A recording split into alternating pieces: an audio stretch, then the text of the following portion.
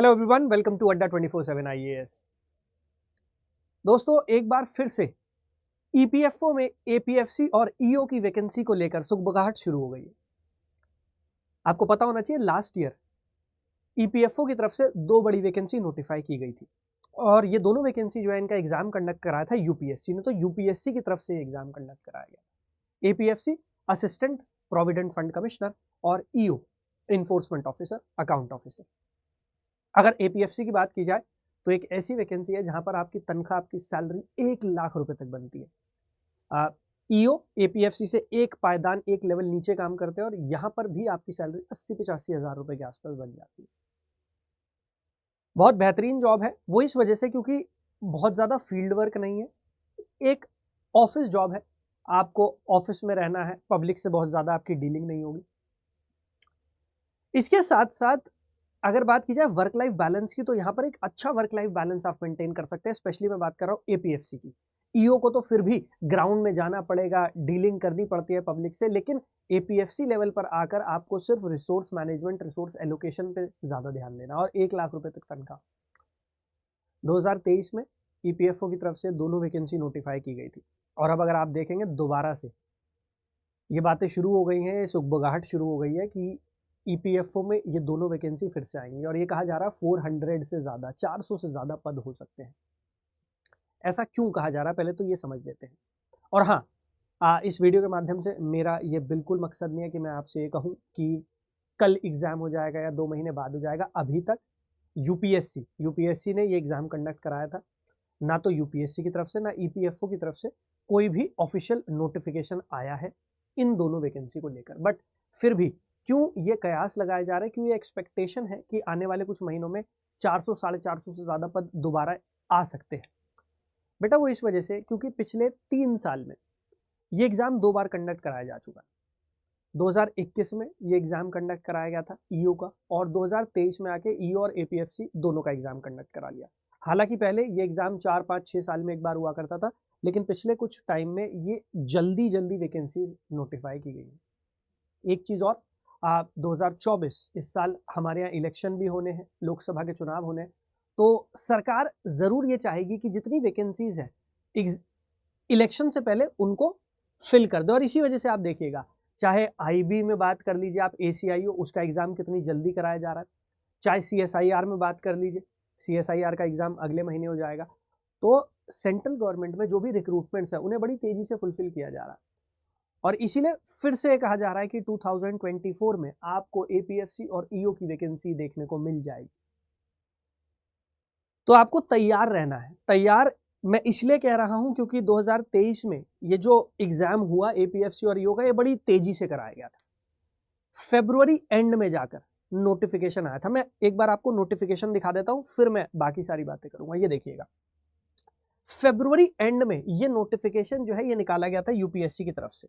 यहां पर आप तारीख भी देख सकते हैं, डेट देख सकते हैं, ठीक है। तो क्लोजिंग डेट रखी गई है 17 मार्च और फॉर्म ओपन हुए थे आपके 25 फरवरी, 2502 मतलब 25 फरवरी। तो 25 फरवरी से फॉर्म ओपन हुए थे और 17 मार्च तक ही फॉर्म ओपन रखे गए थे। उसके बाद काफी टाइम तक इसका नोटिफिकेशन नहीं आया कि एग्जाम कब होने वाला है, लेकिन जब यूपीएससी ने नोटिफिकेशन निकाला तो तुरंत ही एग्जाम करा लिया। जून में यह बताया गया, 15 जून के आसपास, कि भाई 2 जुलाई को एग्जाम है और 2 जुलाई को एग्जाम कंडक्ट कराया गया। तो 15 जून को यूपीएससी की तरफ से यह बताया गया था कि 2 जुलाई को एग्जाम है। लगभग 15-17 दिन का टाइम मिला था बस, और एग्जाम कंडक्ट करा लिया गया था। तो ये एग्जाम कुछ इस तरीके का है, इसकी प्रकृति कुछ ऐसी है, नेचर कुछ ऐसी है कि बड़ी जल्दी नोटिफिकेशन आएगा और तुरंत एग्जाम करा भी लिया जाएगा। जब यूपीएससी नोटिफाई करेगी एग्जाम कब होने वाला और तारीख जिसको होगा, उसके बीच का गैप भी आप देख सकते हैं 15-17 दिन का ही रखा था। अगेन 2024 देश में आम चुनाव है, लोकसभा के चुनाव होने हैं। पूरी एक्सपेक्टेशन है, ये कहा जा रहा है 400 प्लस वैकेंसीज आ सकती हैं। अगेन ऑफिशियल नोटिफिकेशन नहीं है अभी तक, बट हाँ आपको तैयार रहना है। और तैयार इसलिए भी रहना है क्योंकि 2023 में जब एपीएफसी और ईओ का पेपर कंडक्ट कराया गया है तो लेवल बहुत ऊंचा गया है। मतलब पेपर बहुत ट्रिकी, बहुत डिफिकल्ट बनाया गया था। बहुत सारे बच्चे जो पिछले सालों के कंपैरिजन में ये सोचकर गए थे कि इजी पेपर आता है या फिर हम यूपीएससी या स्टेट पीसीएस की तैयारी कर रहे हैं उससे हो जाएगा, अल्टीमेटली जब वहाँ गए तो ये देखने को मिला कि एक अलग ही लेवल पर यूपीएससी ने ये एग्ज़ाम जो है कंडक्ट कराया। बहुत सारे लोग तो इतना घबरा गए थे कि ये जो यूपीएससी प्रीलिम्स का एग्ज़ाम हुआ उससे भी टिपिकल एग्ज़ाम कंडक्ट करा लिया गया। तो मतलब आप सोच सकते हैं कि पेपर का लेवल कितना अच्छा रहा होगा।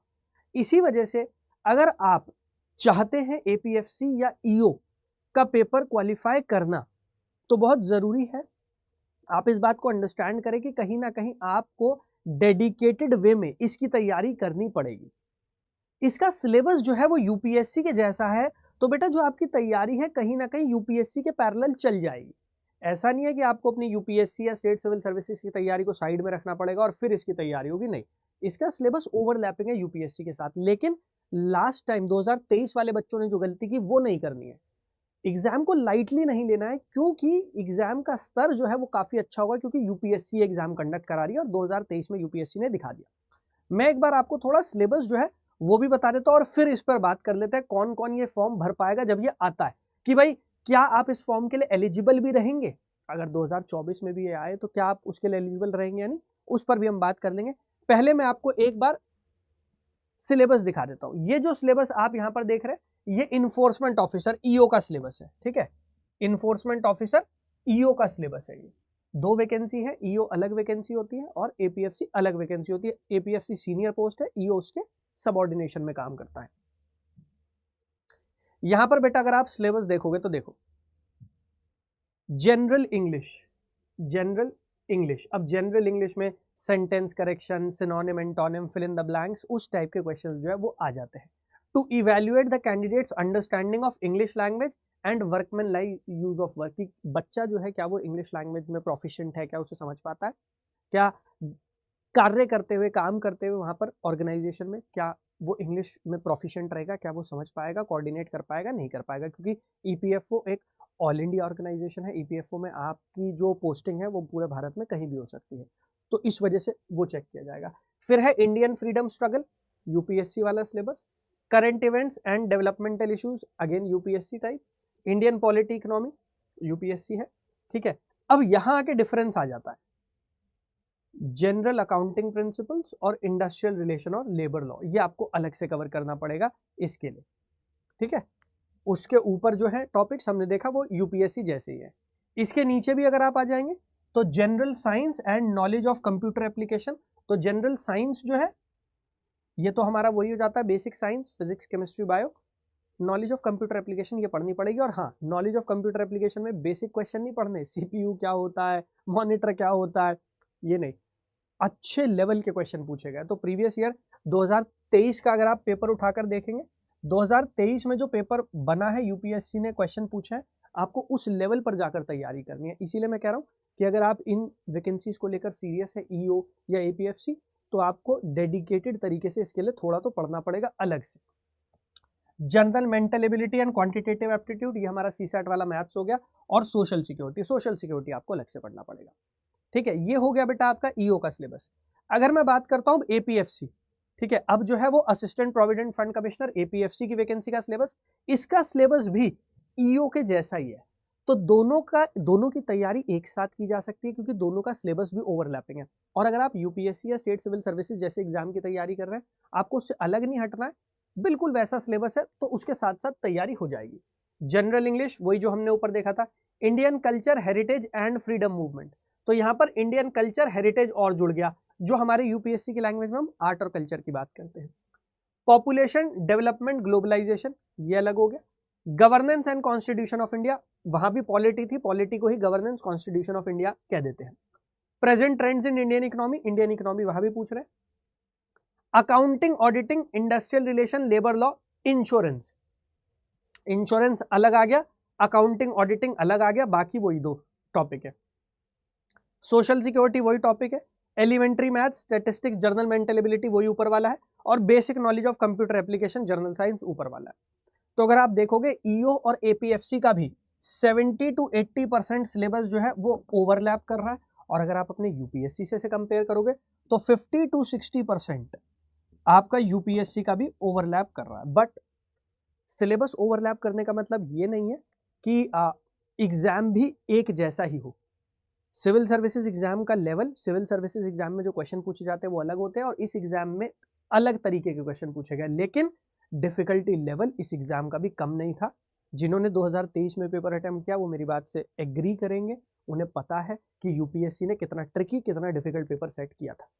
तो ये वैकेंसी अगर नोटिफाई होती है और आपको इसे क्लियर करना है तो अलग से डेडिकेटेड इस पे फोकस करके आपको जरूर पढ़ना पड़ेगा। बट जो यूपीएससी के एस्पिरेंट है, मैं आपसे कहूंगा अभी आप डाइग्रेस मत करो, अभी आप अपने यूपीएससी पर फोकस करते रहो। जब नोटिफिकेशन आएगा तो आपने 50 to 60% तो अपना सिलेबस कवर कर ही लिया होगा, जो बचे हुए सेक्शंस हैं वो आपको अलग से कवर करने पड़ेंगे। और 2023 का जो आपका पेपर है 2023 का, उस पेपर को जरूर देखना, ईओ और एपीएससी दोनों को क्वेश्चन पेपर को देखना।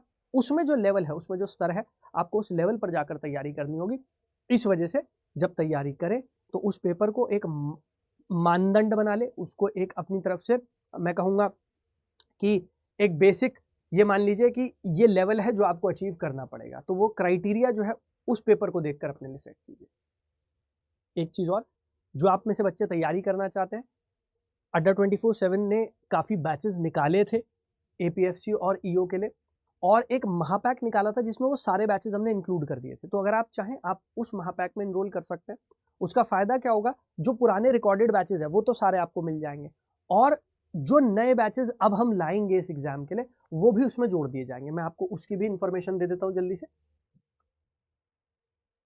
आप अड्डा 24/7 की वेबसाइट पर जाएंगे, जब आप अड्डा 24/7 पे लॉगिन कर लेंगे तो सबसे ऊपर ऑल कोर्सेज का ऑप्शन आएगा।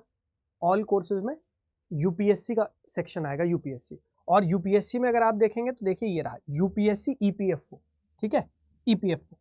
आप इस सेक्शन में आ जाएंगे तो ये रहा यूपीएससी ईपीएफओ एपीएफसी ईओ। तो इस एक महापैक में एपीएफसी के सारे बैचेस जो हमने लॉन्च किए थे, सारा स्टडी मटेरियल, सारी टेस्ट सीरीज, ईओ के सारे बैचेस, वो सब मिल जाएंगे। और इसके अलावा एलईओ, लेबर इन्फोर्समेंट ऑफिसर और असिस्टेंट लेबर कमिश्नर, ये भी सेंट्रल गवर्नमेंट में वैकेंसी आती है, उसके भी बैचेस इसमें इंक्लूडेड है, ठीक है। तो सब कुछ है इसमें, मैं एक बार आपको दिखा भी देता हूँ। ये देखिए ईपीएफओ के सारे बैचेस दिख रहे हैं, क्रैश कोर्स आया था, जो भी था सब कुछ आपको इसमें मिल जाएगा। सारी की सारी क्लासेस आपको इसमें मिल जाएंगी, ऑल द क्लासेस, ठीक है। और इसके साथ साथ टेस्ट सीरीज भी इसमें थी, वीडियो कोर्सेज निकाले गए थे वो भी थे, और ई बुक्स जो है वो सब थी। तो एक कंप्लीट एक कॉम्प्रिहेंसिव पैकेज है। और हाँ, डबल वैलिडिटी शुरू होने वाली है, आज शाम 6 बजे से शुरू हो जाएगी, तो अभी तक शुरू हो गई होगी। इस डबल वैलिडिटी के अंडर आपको ये बैच 2 साल के लिए मिल जाएगा, तो आप उसका भी फ़ायदा उठा सकते हैं। आपको सिर्फ करना क्या है, बाय नाउ पर जाइएगा, बाय नाउ पर जाएंगे, पेज ओपन अप हो जाएगा, यहाँ वो कूपन कोड मांगेगा, कूपन कोड में Y365 Y365। जब आप Y365 Y365 अप्लाई कर देंगे तो इसकी कॉस्ट जो है वो कम हो जाएगी और आपका एडमिशन जो है वो इंश्योर हो जाएगा। मेक श्योर जब आप तैयारी करें इस एग्जाम की, मैं फिर कह रहा हूँ, जो यूपीएससी वाले हैं, स्टेट सिविल सर्विसेज वाले हैं, आप पहले अपने अपने रिस्पेक्टिव एग्जाम पे ही फोकस कीजिए। जब भी नोटिफिकेशन आता है उसके बाद आप बचे हुए समय में जो बाकी टॉपिक्स हैं उन पर फोकस कर सकते हैं, क्योंकि 50 to 60% तो आप वैसे भी कवर कर ही रहे हैं जब आप अपने एग्जाम की तैयारी कर रहे हैं। जो अलग से तैयारी कर रहे हैं, जिनका गोल यही है एपीएफसी या ईओ जो है उसको क्रैक करना, तो आप लोगों के लिए मैं स्पेशली कह दूं कि यूपीएससी कंडक्ट करा रही है इस पेपर को। लेवल बहुत डिफिकल्ट था, बहुत डिफरेंट लेवल था पिछले कुछ सालों की तुलना में 2023 में। तो 2023 का वो पेपर ज़रूर देखें, आपको इंटरनेट पर पेपर मिल जाएगा, उसको ज़रूर देखें, उससे आपको एक अंदाज़ा लग जाएगा कि आपको कितनी तैयारी करनी है, किस लेवल पर जाकर तैयारी करनी है। होपफुली नोटिफिकेशन जल्दी निकलना चाहिए, क्योंकि इलेक्शन है और इलेक्शन से पहले सेंट्रल गवर्नमेंट वैकेंसीज को ज़रूर फिल करना चाहेगी। चाहे आईबी की बात कर लो, सीएसआईआर की बात कर लो, जैसे मैंने आपको बताया अगले कुछ समय में, 1 महीने में ये एग्जाम्स भी होने वाले हैं। तो होपफुली वैकेंसी जो है वो जल्दी निकलनी चाहिए जैसा कहा जा रहा है। Thank you everyone, I wish you all the best. जय हिंद।